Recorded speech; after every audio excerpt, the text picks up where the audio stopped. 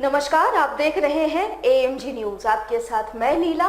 शहर और आसपास की खबरों को लेकर आज हम हाजिर हैं। शुरू करेंगे प्रमुख खबरों से। जमशेदपुर में कोरोना के बढ़ते मामलों ने सरकार और स्वास्थ्य विभाग की बढ़ा रही है चिंता। अब वर्ल्ड हेल्थ ऑर्गेनाइजेशन की जांच टीम पहुंची जमशेदपुर। लगातार कोरोना से हो रही मौत की टीम करेगी जांच। टाटा मुख्य अस्पताल समेत अन्य कोविड अस्पतालों की जाएगी जांच। एक ओर सरकार और जिला प्रशासन इस महामारी से निपटने को लेकर है हलकान, तो दूसरी तरफ शहर में जारी है अनाजों की कालाबाजारी। आज जिला प्रशासन की ओर से गोलमुरी तथा साकची में छापेमारी कर भारी मात्रा में किया गया अनाज तथा पैकेजिंग का सामान बरामद।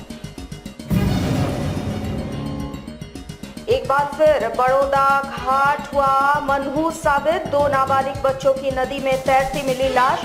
क्षेत्र में सनसनी। 2 अलग अलग क्षेत्रों में रहने वाले बच्चों की हुई है मौत। पुलिस जुटी जांच में।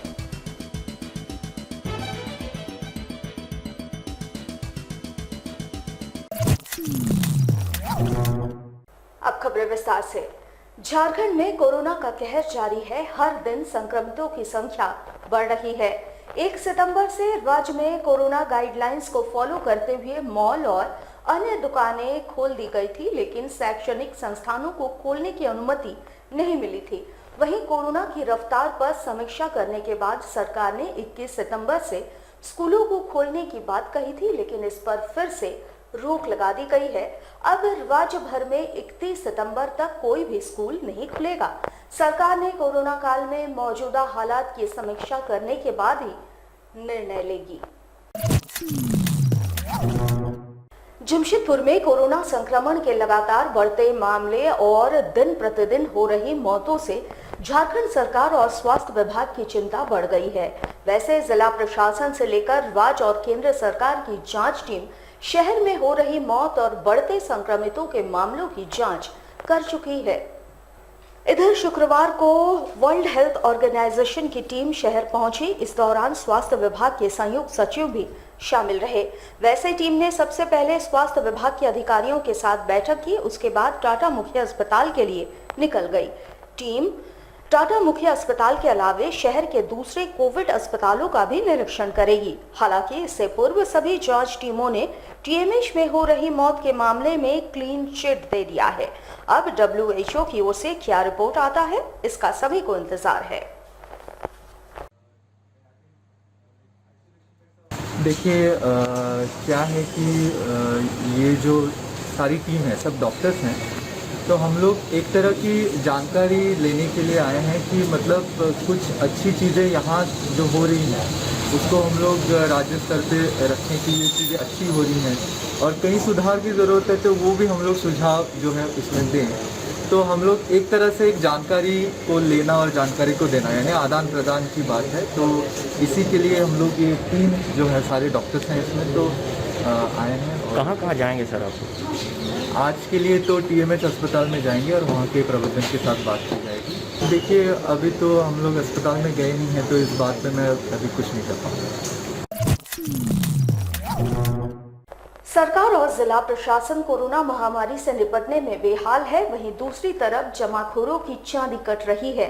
पूर्वी सिंहभूम जिले में कोरोना काल के बीच सरकारी अनाजों की कालाबाजारी का बड़ा खुलासा हुआ है, जहां जिला प्रशासन ने कार्रवाई करते हुए गोलमुरी और साकची इलाके में छापेमारी कर सैकड़ों क्विंटल सरकारी गेहूं, चावल और चीनी के अलावे पैकेजिंग से लेकर सीलिंग करने तक का सामान बरामद किया है।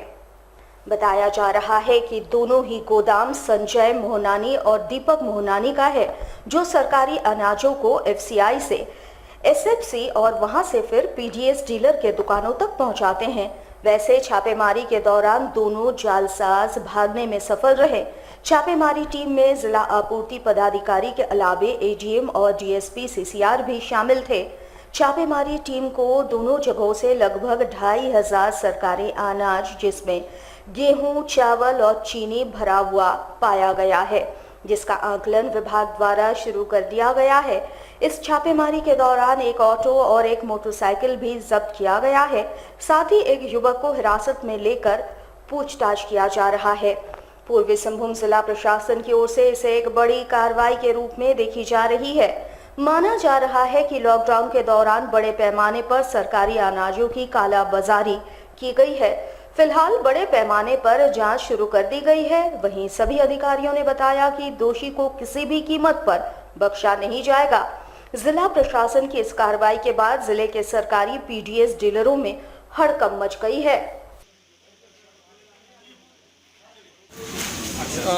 सूत्रों से पता चला कि नहीं यहाँ पे, और इसके आमजनों से पता चला कि बहुत लोग यहाँ पे गोदाम के रूप में काम कर रहे हैं, चावल रख रहे हैं। इन लोगों को पता नहीं था कि ये सरकारी है कि गैर सरकारी है ना। कई दिनों से चल रहा था, तो चूँकि यहाँ के नौजवान लोगों ने इस तरह से बहुत मदद किया और मदद करने के बाद इस गोदाम की पता चली। इसी तरह से गोलमोरी हावड़ा ब्रिज के सामने भी एक गोदाम का पता चला। इस तरह से अवैध चावल ला करके फिर रीपैकिंग करते हैं इसे। इनफैक्ट इन लोगों ने उसके लिए अलग मशीन वगैरह भी रखा है, वेटेज किया है, सफ़ेद बोरी रखता है, चीन करता है, और चावल, गेहूँ और चीनी तीनों ही लोगों ने रखा है। और यहाँ के लोगों को हम धन्यवाद देते हैं कि इस तरह से प्रशासन को लोगों ने मदद किया है। इसके लिए धारा बना हुआ है, इसेंशियल कमोडिटीज एक्ट है ना, उसके तहत वह 780 में केस होती है। और जो भी हम लोग उसको छानबीन कर लेते हैं, इसमें कौन लोग संदिग्ध हैं, और छानबीन करने के बाद उससे बाइजिंग भी हम फायर करेंगे अगर जमशेदपुर के बागबेड़ा थाना अंतर्गत बागबेड़ा बड़ौदा नदी घाट पर उस समय सनसनी फैल गई जब स्थानीय लोगों ने एक नाबालिग युवक का शव नदी तट पर तैरता हुआ देखा, जिसके बाद इसकी सूचना बागबेड़ा पुलिस को दी गई। बागबेड़ा बड़ौदा नदी घाट पर अवस्थित धोबी घाट में सुबह के वक्त स्थानीय लोग कपड़ा धो रहे थे, जहां उन्होंने लगभग 14 वर्ष की आयु के नाबालिग युवक का शव तैरता हुआ देखा, जिसकी सूचना तुरंत स्थानीय लोगों ने बागबेड़ा पुलिस को दी, जहां बागबेड़ा पुलिस नदी तट पर पहुंचकर शव को अपने कब्जे में लेकर जांच पड़ताल में जुट गई। फिलहाल शव को कब्जे में लेकर पोस्टमार्टम के लिए भेजकर आगे की कार्रवाई की जा रही है। हम लोग को आज सुबह सूचना मिली कि बड़ौदा घाट स्थित धोबी घाट के बगल में पानी के किनारे एक डेड बॉडी पड़ा हुआ है। इस सूचना पर हम लोग वहां गए तो देखे कि एक लड़का बच्चा का शव पड़ा हुआ है नदी किनारे, पानी के किनारे, जिसका उम्र करीब 14-15 साल होगा। अभी तक नाम पता का नहीं मिल पाया है, नाम पता। तो अभी हम लोग डेड बॉडी को अपने कब्जे में लेकर पोस्टमार्टम के लिए भेज रहे हैं। नाम पता मिलने पर आगे की कार्रवाई की जाएगी। जमशेदपुर के जुगसलई थाना अंतर्गत करीब नवाज कॉलोनी खरकाई ब्रिज के निकट उस समय सनसनी फैल गई जब स्थानीय लोगों ने ब्रिज के नीचे नदी घाट पर एक बच्चे के शव को तैरता हुआ देखा। बता दें, नाबालिग युवक की पहचान जुगसलई निवासी दीपक वाला के रूप में की गई। इससे पहले आज ही सुबह बागबेड़ा थाना अंतर्गत बड़ौदा घाट नदी से एक अज्ञात नाबालिग युवक का शव बरामद हुआ था। पुनः जुगसलई थाना अंतर्गत खरकाई ब्रिज के निकट नदी तट से नाबालिग दीपक वाला का शव मिलने से पूरे इलाके में सनसनी फैल गई। वहीं जुगसलई पुलिस ने बताया कि जुगसलई थाना क्षेत्र से मिले बच्चे की पहचान दीपक वाला के रूप में हुई है, जो जुगसलई निवासी है। उन्होंने बताया दीपक के साथ अभिषेक लापता हुआ था, जिसमें दीपक की पहचान हो गई है। वहीं उन्होंने बताया बागबेड़ा थाना अंतर्गत बड़ौदा घाट से भी एक नाबालिग का शव बरामद हुआ है, जिस पर जांच पड़ताल की जा रही है। संभवतः उम्मीद जताई जा रही है कि बागबेड़ा थाना अंतर्गत बड़ौदा घाट से मिला शव जुगसलई निवासी लापता अभिषेक का ही होना है। कुछ देर पहले सूचना मिली कि खरके नदी में एक बच्चे का शव है। आगे हम लोग इसका सत्यापन किए तो 12 साल का बच्चे का शव मिला है नदी में। ये बच्चे का नाम दीपक वाला है। ये कल घर से निकले थे परिजनों को मिली। बागबेड़ा से भी एक बच्चे का शव मिला है, तो उसके बारे में बता नहीं पाएंगे।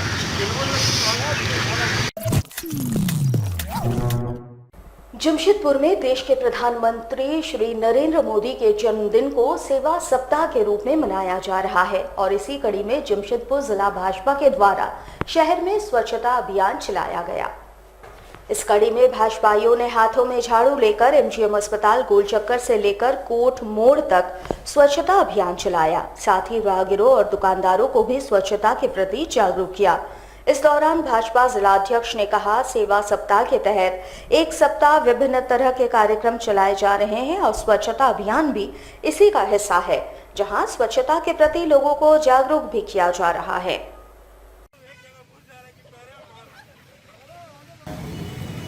देखिए, नरेंद्र मोदी जी का जन्मदिन भारतीय जनता पार्टी सेवा सप्ताह के रूप में मना रही है। उसी सेवा सप्ताह के अंतर्गत आज जो कुल्हान के सबसे बड़े अस्पताल एमजीएम अस्पताल है, हम लोगों ने एमजीएम अस्पताल गोलचक्कर से बस स्टैंड गोलचक्कर तक सफाई अभियान चलाने का काम किया है। यहाँ पे लगने वाले सभी ठेला, सभी दुकानदारों से आग्रह किया है कि आप अपने दुकान में डस्टबिन रखें और जो भी दुकान का गंदगी है उसको डस्टबिन में आप डालें। आज एमजीएम हॉस्पिटल गोलचक्कर से बस स्टैंड तक हम लोगों ने सफाई भी किया और सफाई के लिए जागरूकता भी फैलाया है। नरेंद्र मोदी जी का यह मिशन है स्वच्छ भारत स्वस्थ भारत, उसी के तहत आज हम लोगों ने सफाई अभियान चलाया है। जमशेदपुर में कोरोना से सबसे ज्यादा मौतें टीएमएच में हो रही है। वैसे जिला प्रशासन, केंद्र और राज्य सरकार की जांच एजेंसियों ने टीएमएच में हो रही मौत के मामले को लेकर क्लीन चिट दे दिया है। इधर शुक्रवार को WHO की टीम भी जमशेदपुर पहुंची है। वहीं टाटा मुख्य अस्पताल में हो रही मौत और अस्पताल की अव्यवस्था पर अब सरकार की सहयोगी पार्टी कांग्रेस के अल्पसंख्यक मोर्चा ने भी सवाल उठाते हुए जिले के उपायुक्त से जांच की मांग की है। शुक्रवार को कांग्रेस माइनॉरिटी फोरम का एक प्रतिनिधि मंडल जिला मुख्यालय पहुंचा और जिले के उपायुक्त को एक मांग पत्र सौंपकर टीएमएच में हो रही मौत मामले की जांच कराए जाने की मांग की। लगातार बढ़ती गड़बड़ी व्यवस्था के खिलाफ हम लोग डीसी से मिलना चाह रहे हैं, क्योंकि टीएमएच में कोरोना वायरस की वजह से मरने वाले की तादाद दिन ब दिन बढ़ते जा रहा है और वहाँ का जो व्यवस्था है वो बिल्कुल ही गड़बड़ है। डॉक्टर मरीज से नहीं मिलते हैं, दवाइयाँ उन्हें ढकेल कर फेंक कर दी जाती है और मरने वाले की तादाद बढ़ते ही जा रही है। किसी भी तरह का रोकथाम नहीं हो रहा है। इसलिए हम चाहते हैं कि सरकार से डीसी साहब के मार्फत से इस पर अच्छी तरह से इंक्वायरी की जाए और व्यवस्था को सुधार किया जाए।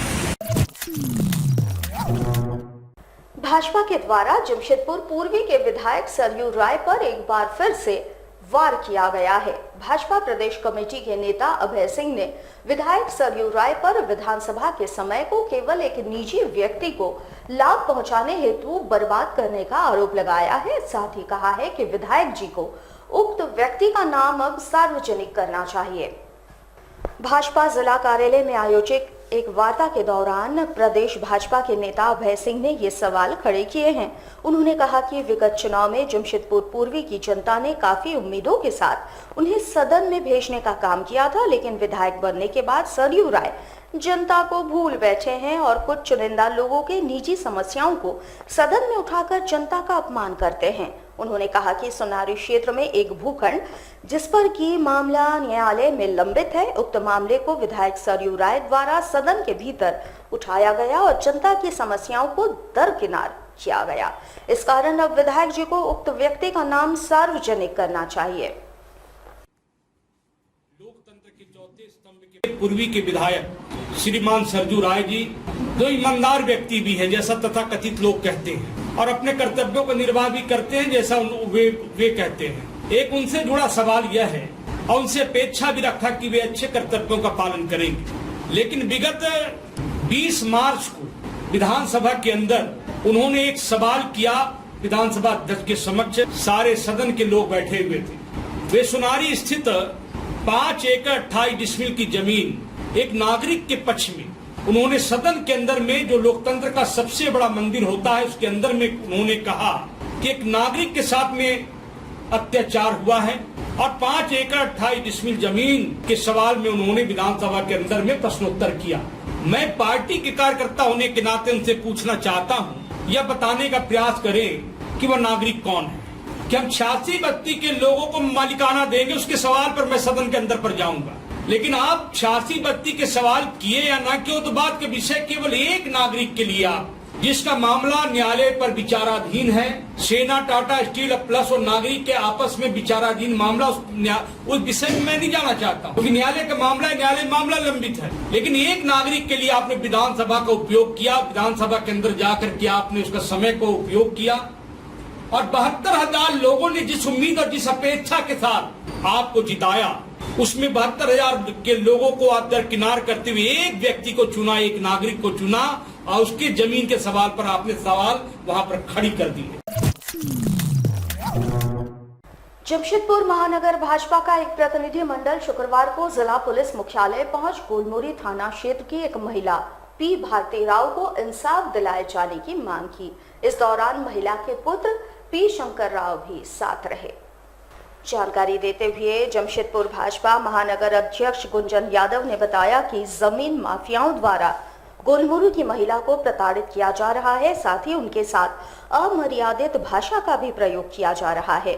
उन्होंने सिटी एसपी से महिला को इंसाफ दिलाए जाने की मांग की। वहीं महिला के पुत्र पी शंकर राव ने बताया कि जिस पुश्तैनी जमीन पर उनका परिवार पिछले 35 सालों से रह रहा है, उस पर कब्जा किए जाने को लेकर पड़ोसी अनुपम पाठक द्वारा आए दिन परेशान किया जाता है। वैसे इससे पूर्व गोलमुरी थाने में शिकायत दर्ज कराए जाने की बात भी उन्होंने कही।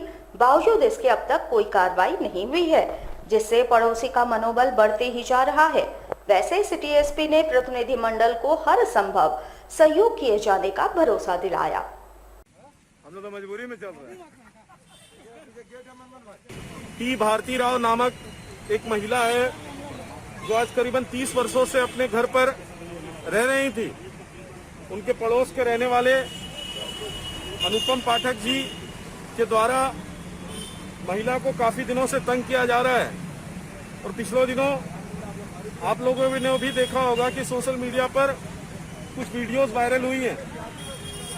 उस वीडियो में महिला के साथ काफी अश्लील व्यवहार किया जा रहा है और गलत शब्दों का, आपत्तिजनक शब्दों का इस्तेमाल किया जा रहा है एक महिला नारी शक्ति के खिलाफ ऊपर।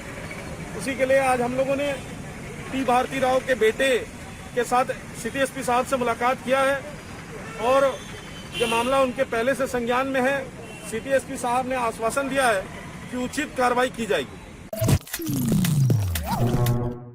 जमशेदपुर में भू माफियाओं के खिलाफ अब राजनीतिक पार्टी के लोग भी खुलकर सामने आ गए हैं। पहले भारतीय जनता पार्टी के कार्यकर्ताओं ने सड़क पर कांग्रेस और जेएमएम द्वारा कार्यालय बनाए जाने का विरोध किया, तो अब झारखंड मुक्ति मोर्चा छात्र संगठन ने भाजपा सरकार में जिन जिन लोगों ने सरकारी जमीन हड़प कर घर बनाया है, उसे चिन्हित कर तोड़े जाने की मांग की। आपको बता दें कि झारखंड मुक्ति मोर्चा छात्र संगठन ने आज उपायुक्त कार्यालय पहुंच जोरदार प्रदर्शन किया और प्रदर्शन के माध्यम से जिला प्रशासन को एक मांग पत्र सौंपा, जिसमें अवैध बिल्डिंग निर्माण की सूची भी दी गई है। जिला प्रशासन से झारखंड छात्र मोर्चा ने इस पूरे मामले की जांच कराए जाने की मांग की। वैसे ये मामला सड़क पर कार्यालय बनाने का है। जिस जगह पर झारखंड छात्र मोर्चा ने लिस्ट सौंपी है, वहां पर झारखंड छात्र मोर्चा पहले कार्यालय बनाना चाह रही थी और उसका विरोध भाजपा के लोग कर रहे थे। आज हम लोग उपायुक्त महोदय को ज्ञापन देने आए हैं और ज्ञापन के माध्यम से उपायुक्त महोदय को बताना चाहते हैं कि पूर्व की भाजपा सरकार में किसको लीड से जो अतिक्रमण हुआ है वो किस तरीका से हुआ है, किसकी संरक्षण हुआ है, किसकी देख रेख हुआ है, कितने पैसों की गोलमाल करके हुआ है, उसी मामले को लेकर हम लोग उपायुक्त महोदय के पास आए हैं और हमने पूरा फाइल तैयार किया है कि ये जो बिल्डिंग है ये किनकी बिल्डिंग है, इनकी जांच कर लिया जाए, कौन कौन पदाधिकारी है भाजपा के जिनकी बिल्डिंग सिलसिल बगान में है। उसी लाइन में हमारा छोटा सा कार्यालय बन रहा है, जिसके बाद में इन्होंने ज्ञापन दिया था, उनको आईना दिखाने के लिए आज हम लोग उपायुक्त महोदय के पास आए हैं। हमारे साथ लगातार जुड़े रहने के लिए आप हमें YouTube पर जरूर सब्सक्राइब करें। आज के लिए बस इतना ही। कल आपसे फिर मिलेंगे कुछ नई खबरों के साथ। तब तक के लिए AMG न्यूज की पूरी टीम को दीजिए इजाजत। नमस्कार।